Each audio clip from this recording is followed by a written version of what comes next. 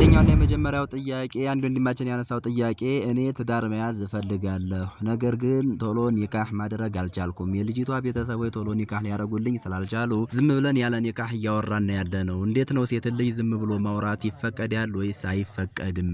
ይሄም አብዛኛው አሁን እየታየ ያለው በጣም ትልቅ አደገኛ ሂደት ነው። ምንድነው እሱ?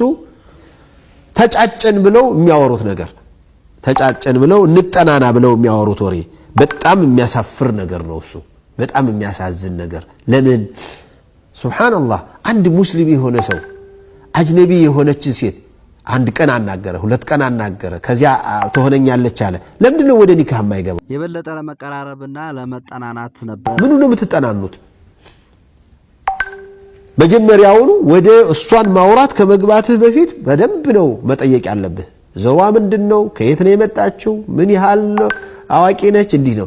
ከገባ በኋላ ደግሞ መሰረታዊ ጥያቄዎችን ጠይቅ። አልহামዱሊላህ ከዚያ በኋላ አላህ ይወፍቅኩም እና ማውራቱ ጥሩ አይደለም እኔ አልመክር። ሁለተኛው ጥያቄ የኒካህ ቀለበት በየትኛው ጣት ነው የሚደረገው? ደግሞ የኒካህ ቀለበት ማድረግስ በሸሪዓ አኳያ እንዴት ይታያል? ይፈቀዳል ወይስ አይፈቀድም? ከተፈቀደም ደግሞ በየትኛው ጣት ነው የሚደረገው ያለች ነው አንዲት እህታችን። የኒካህ ቀለበት የሚባል ነገር ስተት ነው ገለጥ ነው ቢድዓ ነው። ይሄ የኒካህ ቀለበት ማለት ምን ማለት ነው? ኒካህ ማለት ዘወጅቱ ቀቢልቱ ማለት ነው። ሸሂዶች ባሉበት ቤተሰብ ባለበት የሷ ወልየል አምር ይመጣና እሷን ያስፈቅዳታል። አውላ ገባው ዝግጁ ነኝ ትላለች። በቃ ስለዚህ ያስቀምጥና ለባለ ሙሽራው እገሊት ልጅን ወይ እገሊት ይሄ ወንድሜ ልጅ እገሊት የተባለች የልጅ ልጅን እገሊት የምትባለዋን موكلتين لا قالي لا تو قالي لا شيخ قالي لا داعية قالي لا دكتور قالي با الله سبحانه وتعالى سنة با الله تزاز مسرت أقابتشوا اللهوني بزيني هالمهر سيل قابتشون بتبالو مهر مسرت تقبي اللهوني بلو يا رجالو هينو قابتشا مالت علق أمن له سلزي قابتشا قلبت مالت زنبلو يمات تاليا قلبتنا يقال كيدان قلبت له تالندوم يقال كيدان ቀለበት ስለዚህ ይሄ ቢድዓ ነው ሙንከር ነው ከጋብቻ ጋር የተያያዘ ቀለበት የለም። ወርቅ ሊያደርግላት ይችላል ለምን አያለብሳትም? ሴት ልጅ ወርቅን ማጌጥ ብቻ ሳይሆን ልብስ ብታደርገው የሚከለክላት የለም። ቀለበት ሲደረግ በየት ነው የሚደረገው? በቀኝ ነው የሚደረገው? በግራ ነው የሚደረገው? በግራም በቀኝም ቢደረግ የሚከለክል ነገር የለም።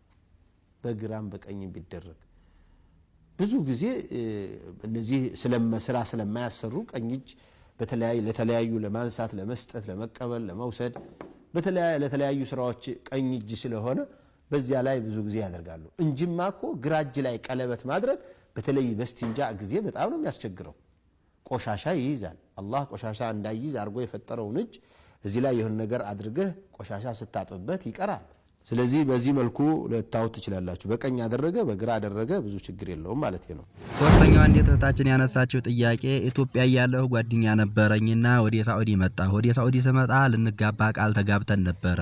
ሳውዲ ከመጣሁ በኋላ በቃላችን መሰረት ሽማግሌ ላክ እንጋባ ስለው እየገረገረ ችላ ያለ ተወኝ ሁሉን ነገር እንደ በፊቱ ሳይሆን እየራቀኝ መጣ። ለመጋባት ግን ቃል ተጋብተን ነበር። ስለዚህ እሱ ሽማግሌ ላክ እያልኩት እንቢ ያለ ስለሆነ ያማሃኘ ስለሆነ እኔ እሱን ወደ ሌላ ጋር በሄድ ቃሌን ማጠፍ ይሆንብኛል ወይ ከህዴት ይሆንብኛል ወይ እንዴት ነው የሚታየው ያለች ነው። ቃል በዚህ አይነት ቃል ራሱ መቀጠልም የለብሽም አንድ ቀንም ማደር የለብሽም ማስሉ አንደኛ በሐራም ላይ የተመሰረተ ቃል ነው። በሐራም ነው የተገናኛችሁት በማታውቁት እስልምና በማይፈቅደው መንገድ ነው። ከዚያ ወደ እስላማዊ ነገር ልቀይር ስትዩ እምቢ ሲልሽ አንቺም መቁረጥ ነበር የነበረብሽ። አሁንም ቢሆን ለመጨረሻ ጊዜ አስቆርጠሽው ከዚህ በኋላ የመጨረሻ ጊዜ ነው መልስ ከሰጠ ሄድ ቤተሰብ አናገር አለበለዚያ አንተ ጋር ግንኙነት የለንም አጠብቀኝ አልጠብቀህም ነው የመጨረሻ። ያኔ ሐራም አይሆንባትም በሷ ላይ አረ መቀጠልሽ ነው ሐራሙ።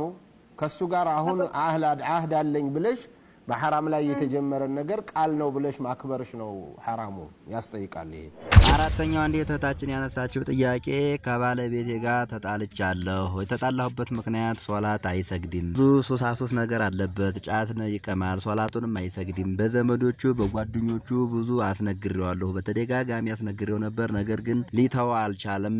እኔም መለውን ሊሰማኝ አልቻለምና ስለዚህ እኔም ኒካሄን አውርድልኝ ፍታኝ አልኩት። እሱም አልፈታም አለኝና ምን ማድረግ አለብኝ እያለች ነው። እኔ መቼም ያው ተሎ ቸኩላችሁ እርምጃ አትውሰዱ ነው የምለው እንጂ ሶላት የማይሰገድበት ትዳር ላይ እንድትቀጥሉ አልመክርም። ወንዶችም ብትሆኑ ሴቶች ትዳር ሶላት የማይሰግዱ ሚስቶች ሶላት የማይሰግዱ ባሎች ጋራ እንድትኖሩ አልመክርም።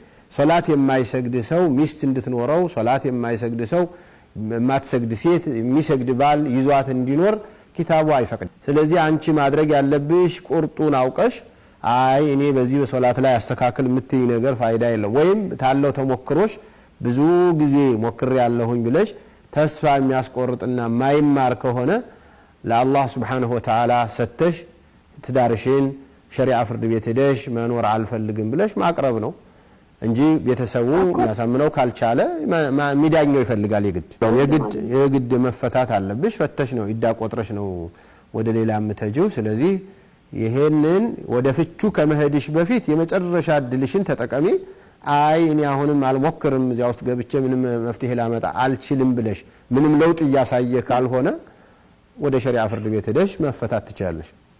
አምስተኛ አንድ ወንድማችን ያነሳው ጥያቄ አባቴ ሙስሊም ነው እናቴ ክርስቲያን ናት እኔን ሲወልዱ ያለ ኒካህ ነው የወለዱኝና እንዴት ነው አባቴስ እንዴት ነው እናቴስ እንዴት ነው የሚታየው እያለ ነው። አባትህ አባት አይደለም አባት አትበለው እናትህ ግን እናትህ ናት የእናትህ ዘመዶች አንተ ዘመዶች ናቸው ወደ እስልምና ከመጡልህም ባይመጡልህም በዚያው ባሉበት ሆነው ዘመዶችህ ናቸው። እንዴት ነው ሐቁ ለአባቴስ የሚዋጅብብኝ ነገር አለ ለእናቴስ የሚለውን ነገር ለማወቅ ፈልጌ ነው። ለእናትህ ዋጅብ ነው አሁንም በዚያው ሃይማኖቷ ላይ ነው ያለችው ላ አልহামዱሊላህ ተመልሳለች። አዎ ከሰለመችማ ምንም ጥያቄ የለውም hatta ባትሰልም እንኳን በክርስትና ሃይማኖት እንኳን ላይ ያለች ብትሆን ወይም በሌላ ሃይማኖት ላይ ብትኖር ያለ ሃይማኖትን ብትኖር በእናትነቷ የሚገባት መብቱ አላት እናት ናት ምንም ማድረግ አይቻልም።